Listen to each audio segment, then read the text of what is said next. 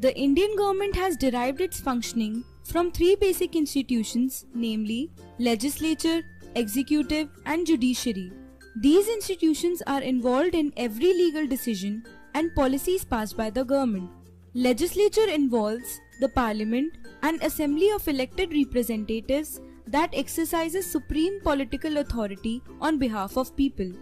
Since no decision can be taken without the absolute support in parliament, the legislature even exercises control over those who are running the government. The parliament consists of two houses. The lower house or Lok Sabha decides the mandate of public on any opinion, since 543 of its members are directly elected by the people in general elections. Whereas the upper house or Rajya Sabha put forth the voice of states while passing any law, as 238 out of 250 of its members are elected by state legislative assemblies. The executive branch consists of the President, Prime Minister, Council of Ministers, and other civil servants who act as the functionary of government and implement any bill to its grassroots level. The judiciary, on the other hand, acts as the defender of the constitution. Any legislation passed by the parliament can be challenged before judiciary, where it checks the viability of such law according to the constitution. This power of judiciary is called judicial review. PM said that media helps transforming society. He said this is why we refer to media as the fourth pillar of the democracy. Actor Rajinikanth, who has been dropping hints of taking a political plunge, was also present in the audience. Hailing media as the fourth pillar of democracy, the Prime Minister stressed upon the importance of vernacular media. Today, newspapers do not just give news. They can also mold our thinking and open a window to the world. In a broader context, media is a means of transforming society. That is why we refer to the media as the fourth pillar of democracy. I am fortunate today to be among those who demonstrate the power of the pen and show how it can be vital life force in consciousness of society. The PM also spoke about the social accountability of the media. Modi said that media's responsibility is as important as that of an elected government. He added, Mahatma Gandhi said, the press is called the fourth estate. It is definitely a power, but to misuse that power is criminal. The Prime Minister further said that even though media may be owned by private individuals, it serves the public purpose. As Scholar says, it is an instrument to produce reforms through peace rather than force. Hence, it has as much social accountability as an elected government or the judiciary. Article 14 जो constitution का है वो कहता है कि rule of law होना चाहिए, कि कोई भी लॉ से ऊपर नहीं है.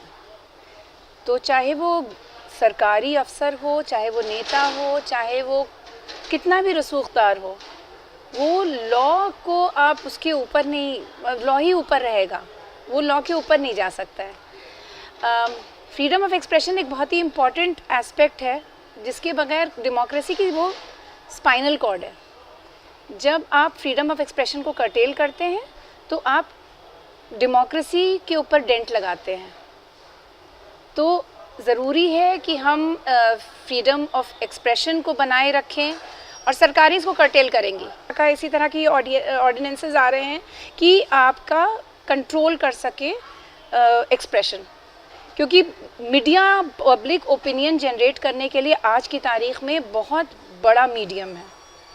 घर घर अखबार जा रहे हैं, न्यूज़ पोर्टल्स हो गए हैं, इंटरनेट के द्वारा, टेलीविज़न के द्वारा. तो वो कोशिश कर रहे हैं कि फ्रीडम ऑफ प्रेस कंट्रोल रहे. ये है बेसिकली, इसीलिए ला रहे हैं, और इसका बिल्कुल खुल के विरोध होना चाहिए, और मीडिया कर्मियों को सबसे ज़्यादा सड़क पे उतरना चाहिए और ओपनली इसका विरोध करना चाहिए. अटल बिहारी वाजपेयी साहब यहाँ पे प्राइम मिनिस्टर थे और लखनऊ से चुनाव लड़ रहे थे. राजभवन में उनकी एक प्रेस कॉन्फ्रेंस हो रही थी और मीडिया के लोग उनसे बहुत तीखे सवाल पूछ रहे थे। वहाँ पे जियो टीवी के एक कॉरेस्पॉन्डेंट मौजूद थे, उन्होंने बाद में हमसे कहा कि आप लोग अपने वज़ीर आज़म से सवाल पूछते हैं और वो भी ऐसे ऐसे सवालात। तो हमने उनसे कहा कि यहाँ वज़ीर आज़म से हर आदमी सवाल पूछ सकता है, ये पाकिस्तान नहीं है, ये परवेज़ मुशर्रफ की हुकूमत भी नहीं है। लेकिन तब से आज तक ये बदलाव ज़रूर आया है कि अब हम अपने वज़ीर आज़म से सवाल नहीं पूछ सकते। हमने जो जियो टीवी के कॉरेस्पॉन्डेंट को उस दिन कहा था, आज वो नहीं कह सकते हैं, क्योंकि प्राइम मिनिस्टर कोई प्रेस कॉन्फ्रेंस नहीं करते, कोई मीडिया से इंटरेक्शन नहीं करते और कोई पत्रकार उनसे सवाल नहीं कर सकता है। और ये जो अभी हो रहा है राजस्थान में, जो कोशिश हो रही है, अगर ये लागू हो गया तो इसके बाद आप क्या प्राइम मिनिस्टर, क्या आप एमएलए से भी सवाल नहीं पूछ पाएंगे।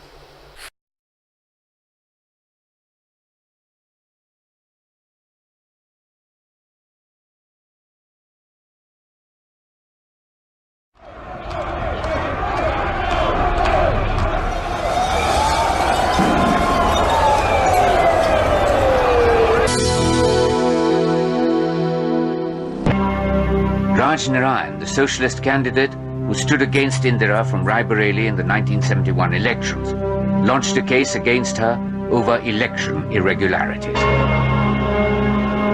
4 years later, at the Allahabad High Court, Justice Jagmohan Sinha was ready to deliver his judgment on the 12th of June 1975. It was a historic judgment nonetheless, one that found Indira Gandhi guilty on 2 counts of electoral malpractice. It invalidated Indira's election and disbarred her from office for 6 years. At the time of her supreme political crisis, Mrs. Gandhi turned to her younger son Sanjay for support and advice. Justice Sinha had granted a stay order for 20 days to give the government time to appoint a new Prime Minister. Sanjay Gandhi and his supporters used this time to arrange demonstrations of support and loyalty. They convinced Indira to fight back. Siddharth Shankar Ray helped Indira draft a proclamation. It declared that a grave emergency exists whereby the security of India is threatened by internal disturbances. The President, Fakhruddin Ali Ahmad, signed it just before midnight. And for the first time since independence, a state of emergency was declared. The President has proclaimed emergency. This is nothing to panic about. Fundamental rights of the citizen were suspended, and Mrs. Gandhi, in effect, became a dictator.